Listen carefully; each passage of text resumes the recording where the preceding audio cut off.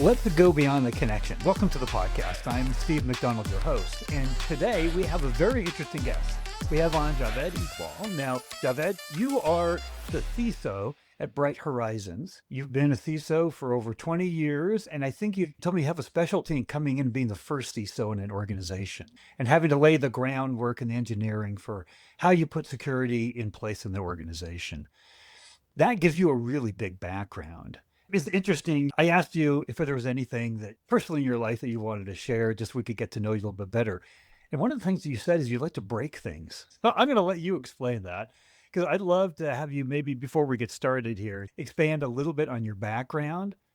And then we're going to get into the topic, which is aligning expert or executive perspectives, maybe is a better way to put it, to strengthen corporate security. Like, how do we get alignment basically throughout the organization, especially from leadership, behind what we're doing on the network? But I'll let you get into your background.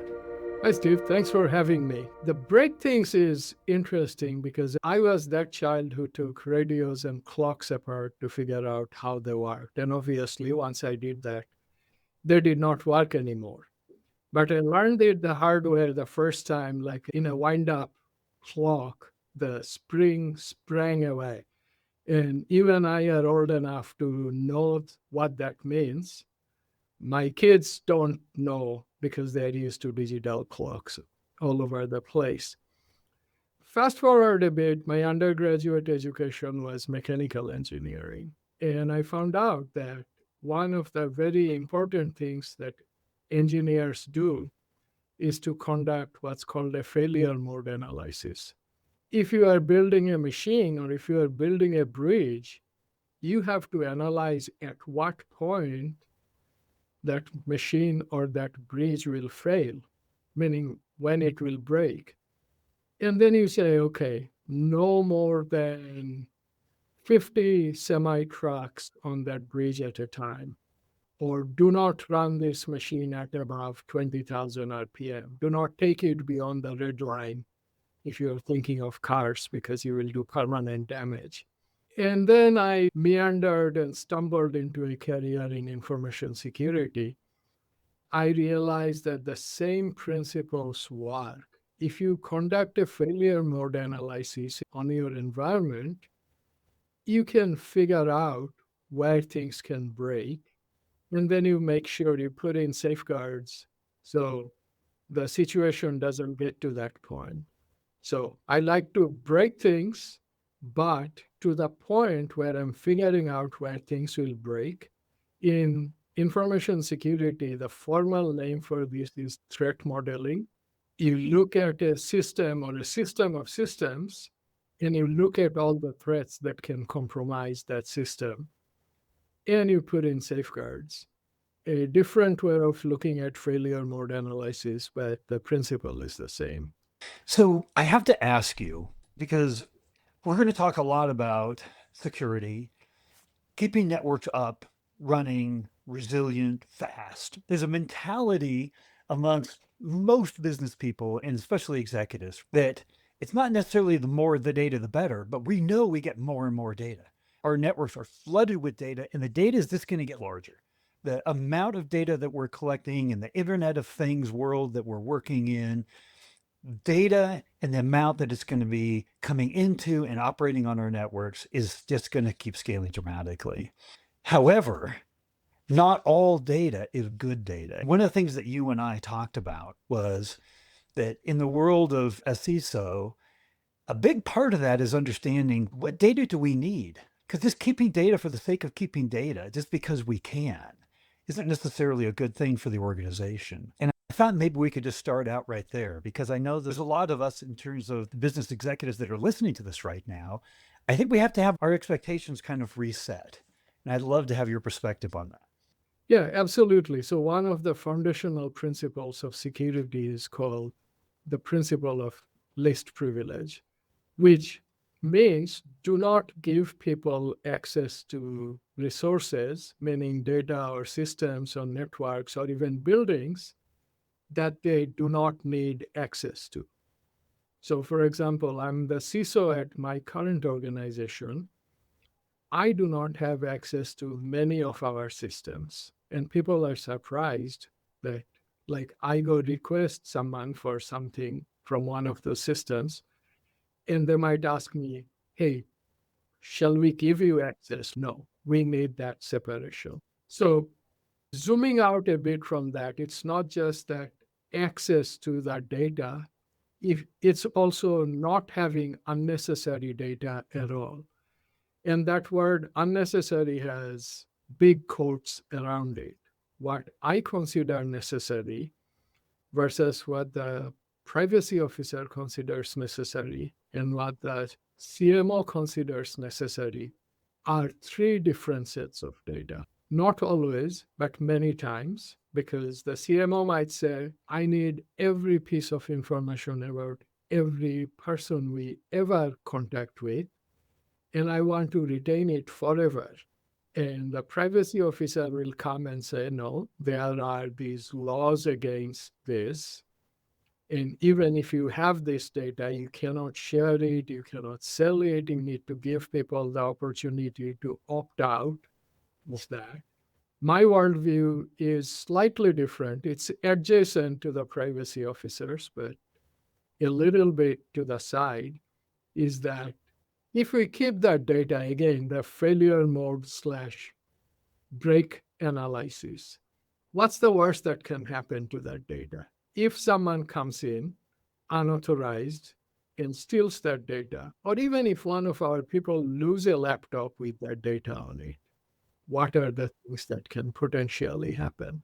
So to me, I like a bare bones system, only what we absolutely need, given what business wants to accomplish. So the CMO has to come with a concrete plan saying, we are going to keep this data and we'll use it this way. And then we'll put it through the security and privacy filters to see if that works or not. I'll digress for a moment. I saw this meme the other day. A son comes in and tells his dad, hey, dad, I'm almost done building my machine, but I need this 3/4 inch piece of wood that's exactly 18 inches long. And the dad says, oh, I know it. I've been saving a piece like that since 1981. So dad goes into this warehouse of small pieces of cut wood in various shapes and forms, and he pulls out the exact piece. That does not work in security. That does not work in privacy. The marketing team cannot keep that data because we will use that data sometime in the uncertain future. We have to have a plan. If not, we have to retire that data. Companies have been breached and they had customer passport images or driver's license images stolen, credit cards numbers stolen. They had absolutely no reason to keep those, but someone just thought, hey, it would be good to keep them. One last point about that, storage is now dirt cheap. 20 years ago, 30 years ago, people were conscious about storage cost and they optimized everything. And I think one of the downsides of cheap storage is that, oh, sure, we'll keep this data forever. You know, that it's one of two big areas and topics that I wanted to talk to you about because, yeah, more data is not good data. And the other thing, too, is you mentioned it. There is a proliferation of people and devices that want access to the network. And there's also a proliferation of ISP that we have coming into the network. There's more access points from more people, from more devices, over more ISPs than ever before. And that's Yeah. not changing. That's got to create a big headache for you. How do you think about, like, how do you address that, knowing that is a business condition that will only accelerate? So we conduct these impact assessments. We call it a privacy assessment, but you can also look at the security. I'll give you a specific example. If you go to an e-commerce website and if you buy something, a large enough site is probably using something called a session recorder. From the moment you land on that web page, every single thing you do, they have a video of it. and they can play it back. It's like a flight data record, but it's not recording data. They are seeing you hesitate over some widget that you might consider buying and you did not click on it, but they actually know that you hesitated over that email. So you will be bombarded with emails and advertisements over the next few months. That's just one example. Companies are recording 30-minute web browsing sessions every pixel, and they can play it back. Now they're using AI to analyze that. They're trying to do intent analysis, trying to figure out why did that person pause here? Was it accidental or they were really looking at it? And if they could, they would also record your eyeball to see what you are looking at. This proliferation will continue. There's only one thing that will stop it, which is regulations, which are not going to come. Privacy and security needs to step up and educate their internal stakeholders again on the principle of least privilege. Do not keep data that you do not need just because it's available. So the idea here, where I want to go next, is it's a trend in the industry and it's not stopping either. We keep talking about things like trade data trends and access trends, and one of the big trends is a wireless first network trend. And wireless first, whether it's internally within our corporate locations or externally, as we have most companies are multi-location in urban areas and rural areas, and so wireless connections are really important. In fact, there was a guest on the show that he worked at Google at one point, and Google wanted to make sure there was 2 connections to every desktop. So there was a redundancy of failure to everybody that was working in the company. He was lobbying really heavily that the second had to be wireless. And it was not only a big cost savings because it wasn't another wired connection.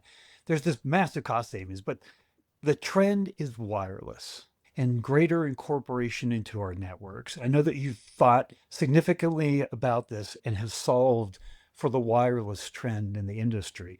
I wanted to talk to you, how important is wireless to our networks today? How does it impact corporate security? And what have you done about it? So I'll start with one positive about wireless. If corporations can stop cabling their offices with Cat 6 or Cat 7 Ethernet cables, they can save a lot of money, provided that they have sufficient wireless infrastructure to serve everyone. That's part one. That part is fine to me as a security person. But to have both a cabled Ethernet connection and a wireless connection live at the same time to the same endpoint poses security risk. So we actually prevent our endpoints from connecting to 2 separate networks at the same time.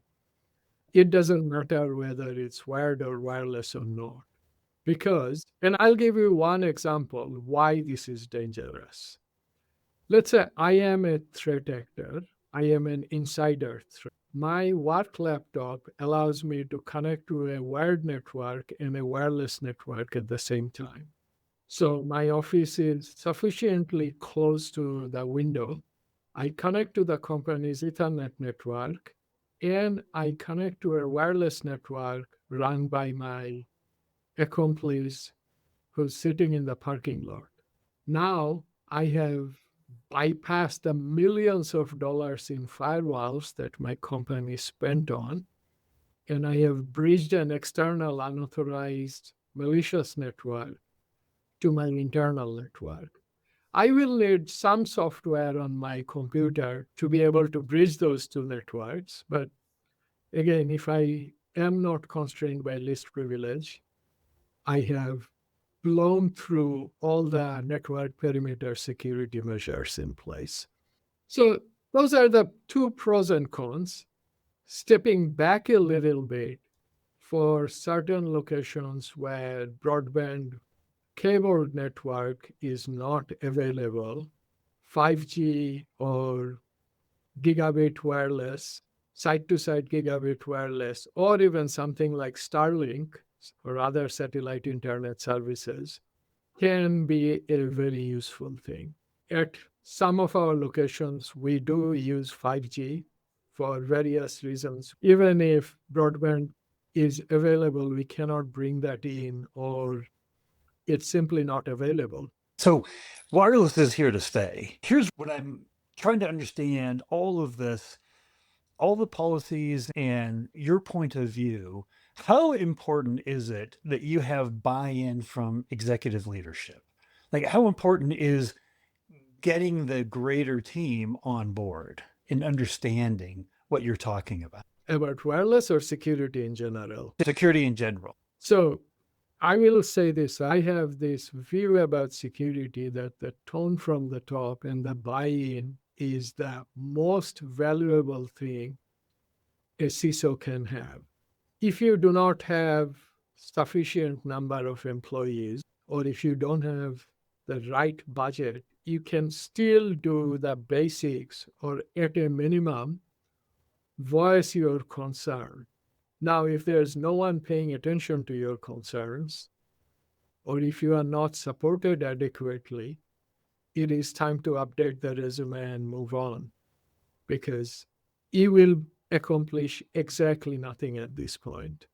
So is it an issue of the importance of the data, or is it an issue of understanding the threat that lack of security has? Like in this day and age, we're in 2025. Why would we not have a CEO or other executives in the CIO completely on board with everything you're recommending? Why would there be any challenge in that?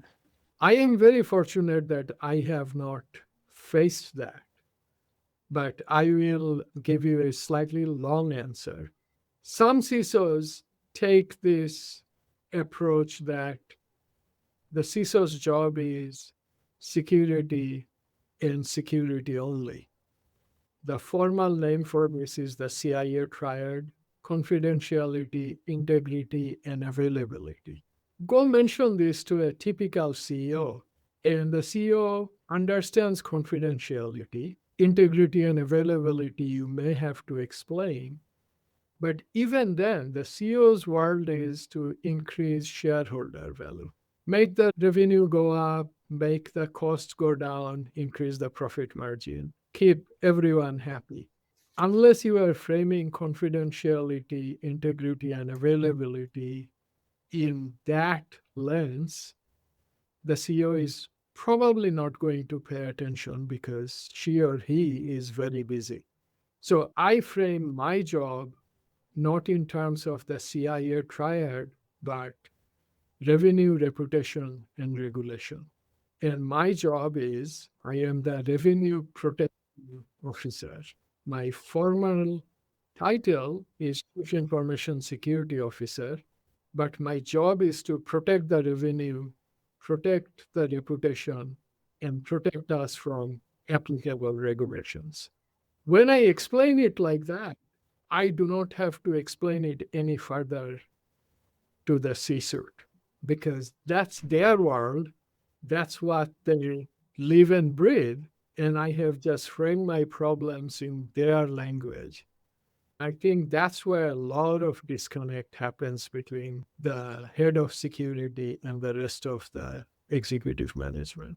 So it's interesting because as a business, we do a lot to understand our customers and speak in their language. And what you're saying is you have internal customers. Absolutely. They're my first customers. Absolutely. If you're not understanding them and their language and how they filter all the strategic decisions that they're making about the business, that's very Yeah. astute. That's very astute. I want to ask another question, and this is how important is security not only to protecting revenue and reputation, but I think even still in today's world, there's a net, on average, networks in the business world go down once or twice a month. Still in with all the advances in technology and everything that we have. How would you balance that with like how much of that is related to a security breach? How much is that related to a hardware issue? Like From your protection of the data, how important is security to the protection of the network and keeping it up and running and resilient? Okay. After saying that I don't frame things using the CIA triad, I will come back to that. So this is now we are down to the brass tacks and talking about technical approach to security. The A in the CIA is availability. Availability means the right data and the right resources available at the right time. So if my systems are up at 3 a.m. but down at 9 a.m. East Coast time, that's not very helpful. So again, right resources at the right time, and we plan for that. We have redundant systems, multiple network paths, even redundant power. We have UPS generators, our data centers feed from two separate substations. And I don't know if you remember this, a couple of months ago, Heathrow Airport was out for 8+ hours. The fifth busiest airport in the world, down for one third of the day, because they had power feeds coming in from a single substation. Fire at that substation, Heathrow down, millions of pounds of lost revenue and many thousands of unhappy travelers. So we plan for that. And again, call back to the very first thing I said, failure mode analysis. You look at things that can break and how they break, and where possible, you put in countermeasures so a single thing going down does not take you down. It is not possible all the time to eliminate all the single points of failure. And then our job as security professional is to document that and say, this is the risk.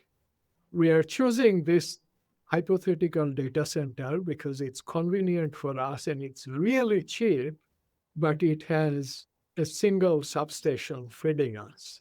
And the possibility is that it will go down. It has happened once in the last 20 years. Do we take that risk? And if it goes down, usually it takes one full day to repair. And when you translate that into money, for ease of calculation, I'll use a made up number of $365 million of revenue tied to the data center. So 1 day outage means we will lose $1 million. If that outage happened once in the last 20 years, can we assume that it will take another 20 years? We really should not, but that's how the calculation works. So we'll say, okay, 1 million by 20 is $50,000. So we are really risking $50,000. So if the next expensive data center is going to cost us $100,000 more, we say we don't move. And maybe the business comes back to us and say, hey, it's not just lost revenue. We'll get this really black eye and our customers will trash us. And say, okay, then the math is easy. If you think your reputation is worth more than $100,000, then we move to the more expensive location. And now this has become a science. There are companies and well-established methodologies established by statisticians and mathematicians who quantify cyber risk, and they will give you a dollar figure. So what I gave you is just one narrow example of resiliency. But you can say, here's the cost, here's the investment needed, and here's the risk. What do we do about it? And it comes down to a business decision. Absolutely. We've talked about a lot, and our human brains, we can't retain too much information at a time. So I want to ask you a question. For all of the individuals who are watching or listening to this episode, what's the one most important thing that you want us to take away?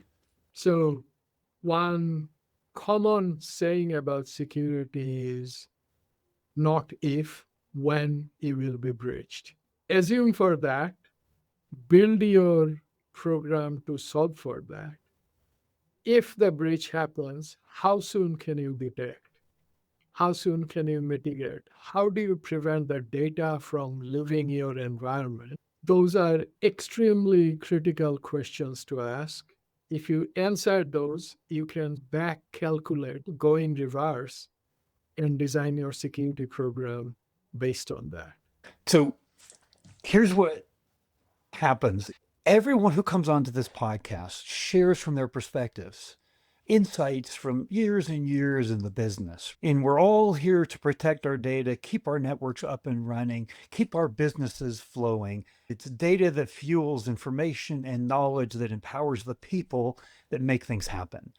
And I just wanted to thank you because you shared some very interesting perspectives today. And one of the biggest things that I took away is that we have to have leadership in order for you to do the things that you need to do.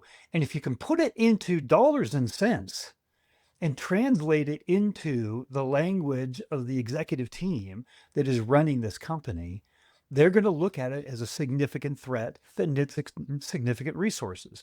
Because one of the things that happens a lot of the time is that we are under-resourced as a department. And there's unlimited good ideas to implement, but we need the resources to do them. And we need to advocate for those resources. And you talk very specifically about how you can communicate with the team, the executive team, to advocate, to get the resources to do the right things. We're not hired as advocators. We're not hired as internal salespeople, but really that's what you did. And that was one of my big takeaways from today. And I'll just add one more thing, if I may. So CISOs are also fiscals. From the outside, it may not appear that way, but not only are we protecting the reputation revenue and protecting the organization against regulation violation, we also have to be responsible about the resources given to us. So what do we do with it? Do we make a distinction between the needs and the wants? And I think that's a very important lesson that security professionals should consider, that just because I can ask for the moon, should I ask for the moon? What do I need? Is it ranked appropriately? Am I being careful about things that I need and things that I want? So not only do I have to speak in the language of business, I also have to create these tiers of resources and engage them appropriately. Yeah, it makes perfect sense. Here's what I know is going to happen. We're going to have people that have questions. Is it appropriate that I gave out a link to your LinkedIn profile? Because people have questions, they could reach out to you? Yeah, absolutely. Fantastic. Thank you. Thank you, Javed, for coming on and sharing the years of experience and knowledge that you had and sharing that with the community. That is part of the rising tide that lifts all boats. So I just appreciate that you came on and shared that today. Thank you. My pleasure. Thanks for having me.